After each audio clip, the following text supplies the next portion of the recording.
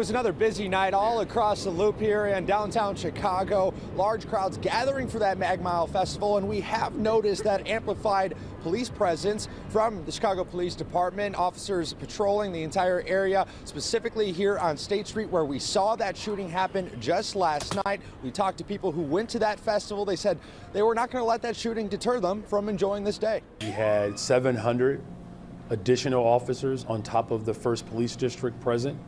We had CVI workers that were out there as well. Yep. But clearly, what we put in place did not do enough. How many more people need to die before the living people decide to de-seat their leadership to replace them with somebody that is capable of making real change?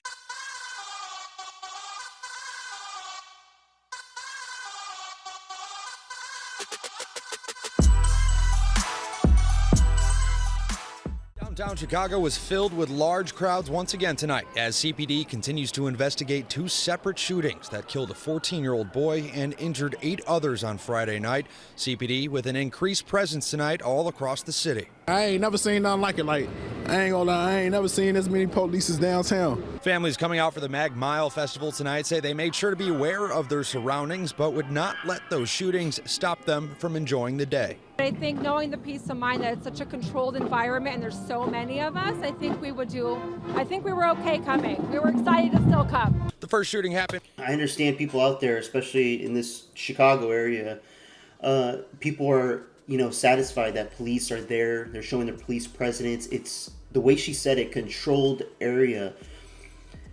We appreciate law enforcement. We want law enforcement to be out there, to be proactive and looking for criminals, people that are seeking to do violence with bad intentions.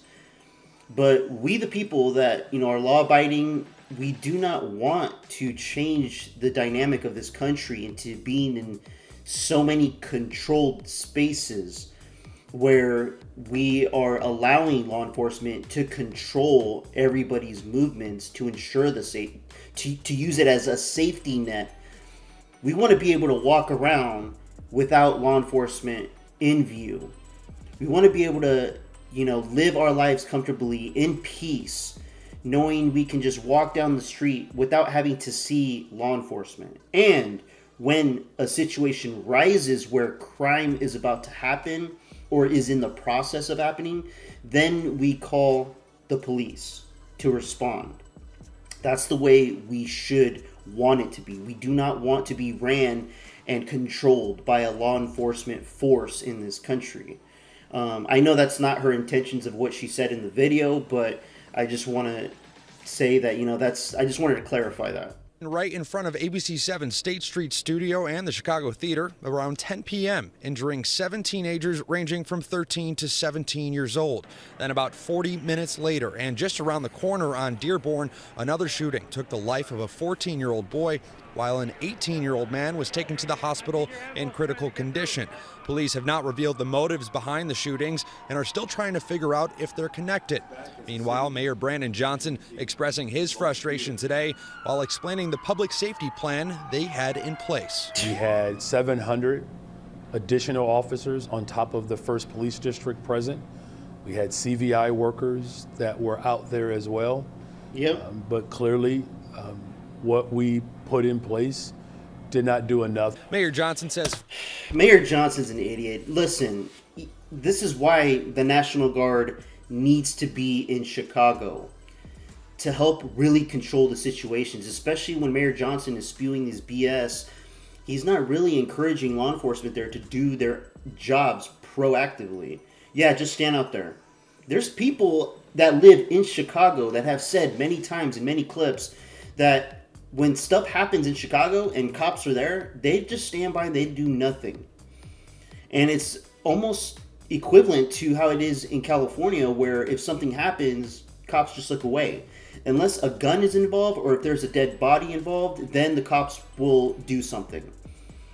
And that's not the way it should be in the United States. And this is because it's ran by disgusting, horrible, Democratic leadership. 5 guns were recovered from the scene. He also says city officials had heard of a possible teen takeover that was planned for Friday, and they tried to get ahead of it. There was a communication Tried. that was delivered to CPS to encourage young people not to participate in these unauthorized gatherings. Listen to the tone of his voice. He doesn't sound like he gives a damn. Like, if you care about people that are in your city, you're going to tell them, you know, hey, this is what we're going to do. This is what happened, you know, as a leader of this community and somebody that's trying to promote peace. I apologize for the situations that are happening, but we are working on getting things done. And this is how we're going to get things done. Point A, point B, C, D, E, all the way to Z if you need to. This is how you become a good, effective leader in your community, and it shows that you care. And yes, not just words. I'm talking actions. Okay, actions. Point A, this is the action we're going to do. Also offering deadlines so people can say, okay, well, when is he going to do it? He said he's going to do A, B, C, D, and all the way to Z, but when is he going to do it? Offering deadlines.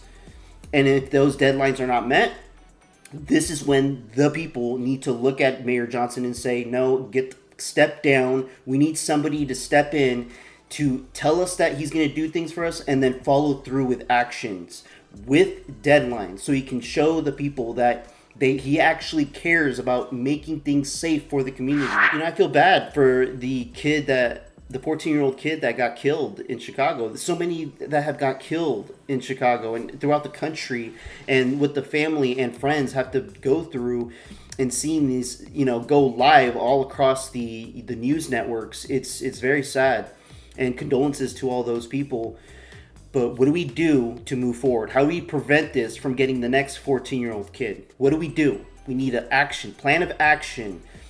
And we need better leadership within these communities. How many more people have to die before people that are still alive say, hey, we need a change in leadership? I don't care if you're a Democrat, Republican, left, right, center, whatever. How many more people need to die before the living people decide to de-seat their leadership to replace them with somebody that is capable of making real change? Donald Trump came in the White House and said, we're sending the National Guard to make the changes, put a reset back in these major cities that have major crime. That is better than nothing. That is better than having a Mayor Johnson come on TV and speak so cold and so silent about real problems that are going on in the community.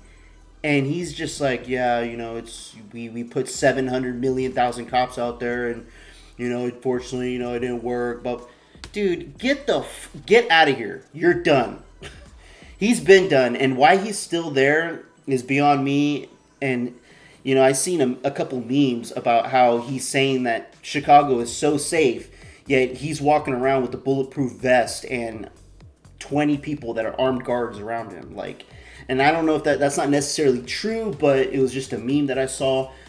But the point of the matter is, we need to get these cities under control. And I believe that all accounts to leadership. And that's actually another video I'm going to be making in a little bit, speaking on leadership in this country, specifically the government of this country. Let me know what you guys think about this in the comments below. Like and subscribe. I would appreciate it. Till next time, peace out, everybody. This one's for Charlie.